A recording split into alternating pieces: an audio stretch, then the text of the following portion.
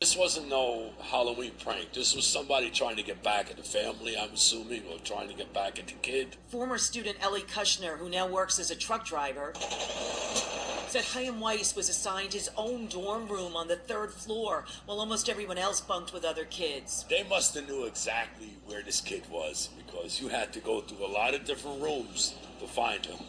And you had to pass by a lot of kids to get to this kid. There was no back way into Chaim's room? No. One way in, one way out. On a cold Halloween night in 1986, inside a quiet yeshiva in Long Beach, New York, a 15-year-old boy named Chaim Weiss went to bed and never woke up. By morning, the dorm supervisor opened his door to a scene that's haunted detectives for almost 40 years. The window stood wide open to the icy November air. The boy's body was on the floor and his feet propped up on the bed. And 2 days later, someone somehow placed a memorial candle inside his sealed room. To this day, no one knows who did it. Chaim Weiss grew up on Staten Island, New York. He was the oldest of 3 children born to Anton and Pessie Weiss. His grandparents were Holocaust survivors, and his father, Anton, was born in a displaced persons camp after World War II. Those roots shaped Chaim's life. He was quiet, polite, deeply religious, and known for his warm smile. Friends said he wouldn't hurt a fly. Teachers described him as very bright, the kind of kid who could solve any problem without thinking. By 1986, Chaim had spent more than 2 years studying at Torah High School of Long Beach, also known as the Masivta of Long Beach, a private Orthodox boys' yeshiva on the south shore of Long Island. He lived in the dormitory at 63 East Beach Street, about 3 blocks from the school itself. That dorm held around 40 students, but only 2 of them, including Chaim, had single rooms. That detail would later become crucial. Friday, October 31st, 1986. It was Halloween night for most of America, but for these boys it was Shabbat. After evening prayers, they returned to the dorm. Because Orthodox rules forbid switching lights on or off during the Sabbath, some students studied out in the hallway where it was brighter. Chaim was seen chatting and reading with friends until around 12:45 a.m. Then he went back to his room, alone. Sometime between 1:20 a.m. and 6 a.m., the killer struck. When the dorm supervisor came to wake Chaim for morning prayers around 7:30 a.m., he found the door closed, he opened it, and froze. Chaim's lifeless body lay on the floor in pajamas, his feet resting on the mattress. Blood was pooled on the floor. The window was open wide to the freezing air. There was no forced entry, no sign of robbery, no sexual assault. No one had heard a struggle. And the weapon, believed to be a hatchet or heavy-bladed instrument, was nowhere to be found. The blow was so powerful it crushed the boy's skull. Investigators determined that Chaim was attacked as he slept, and later, someone moved his body onto the floor. From the beginning, detectives noticed something unusual about the way the body was left. It looked ritualistic. Detective Don Daly later explained, in the Jewish faith, after a death, it would be customary to open a window or a door to let the spirit out. It would also be customary for the body to be taken off the bed. The body should be at the lowest and coolest point, the floor. To the police, that meant one thing. Whoever killed Chaim was familiar with Orthodox Jewish customs, maybe even part of that same world. But the strangest clue appeared later. Right after the body was removed, a rabbi asked permission to place a memorial candle, a yahrzeit candle, in Chaim's room. Detectives agreed, then sealed the room. 2 days later, someone noticed another candle burning inside, even though the door had remained locked. No one ever admitted to placing it.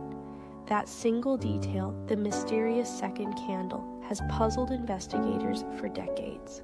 When detectives reconstructed the timeline, they learned Chaim's door was closed and undisturbed through the night. Only one student said he vaguely remembered hearing a door open and close in the early morning hours, but assumed it was his roommate. There were no screams, no cries for help, nothing. It was as if the killer walked in, struck, and vanished into thin air. Forensic evidence was almost non-existent. The crime scene team found a single hair that didn't belong to Chaim, but it wasn't enough to identify anyone.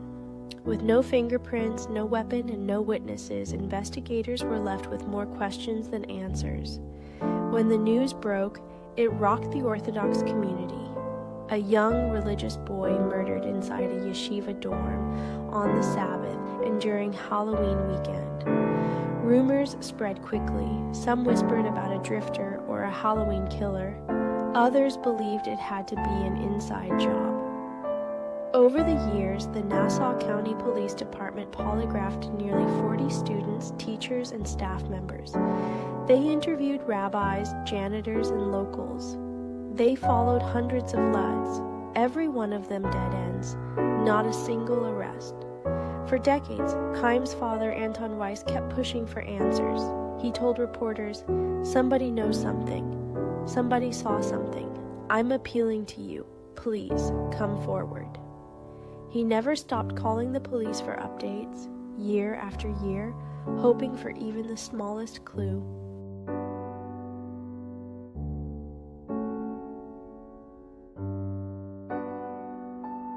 There were hints that something had been bothering Chaim before his death. During the summer of 1986, he called his father from camp, crying, asking to come home, something totally out of character. Later that summer, when Chaim was visiting his grandparents overseas, the school's principal called the Weiss family multiple times asking when Chaim would return. After Chaim came back, the principal met privately with him. Chaim never told his parents what that conversation was about. To this day, no one knows if those moments were connected or just coincidence. The initial investigation was complicated by religious restrictions. Because it was the Sabbath, many students and faculty could not write statements or sign anything until sundown. Crucial hours were lost. Detectives said some students seemed fearful, while others simply refused to talk. Whatever happened in that dormitory between 1 and 6 a.m. remains hidden behind decades of silence. In the years that followed, the case faded from headlines, but Nassau County never closed it. In 2013, nearly 30 years later, police reopened the investigation and raised the reward to $25,000. Detective Lieutenant John Azada stated publicly, "We believe the killer was someone familiar with the religion and its customs. It has to do with the soul leaving the room." By 2015, the department confirmed that their leading theory pointed closer to home, a student or faculty member who attended the yeshiva that year. Despite hundreds of interviews, no confession ever came, no witness ever broke. And the killer, whoever they were, has carried that secret for almost 4 decades. On November 4th, 1986, thousands attended Chaim's funeral in Brooklyn. Friends remembered his humor, his curiosity, his kindness. He was just 2 weeks shy of his 16th birthday. One teacher said, "He was a good boy, well-rounded, loved by everyone. I can't imagine anyone wanting to hurt him, but someone did." Theories over the years have divided into 3 camps. The first and strongest is that the killer was inside the yeshiva. A student, maybe a staff member, someone who knew the layout and who knew Chaim slept alone. The ritual details and the lack of forced entry support that. The second theory, someone Chaim knew personally. Perhaps a classmate with a grudge or a secret argument that turned violent.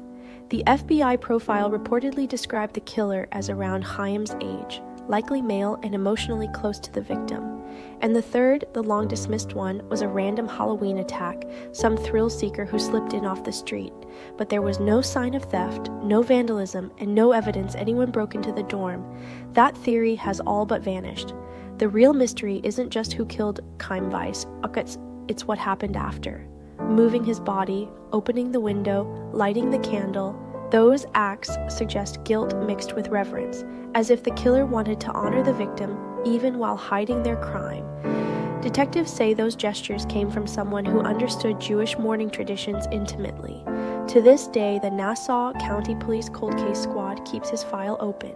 They believe the answer lies with the people who are in that building, people now in their 50s who may finally be ready to talk. The reward still stands. The case is still open. Nearly 40 years have passed, yet every anniversary his father lights a candle and waits.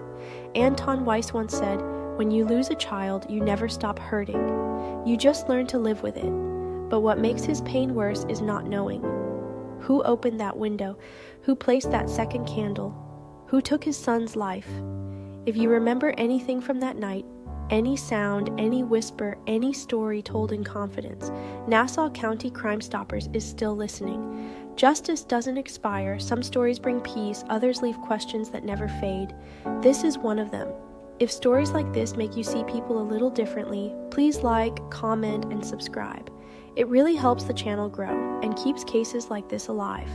Who do you think did it? A student, a teacher, an outsider? Let me know your thoughts below. And remember, the truth might still be hiding in plain sight.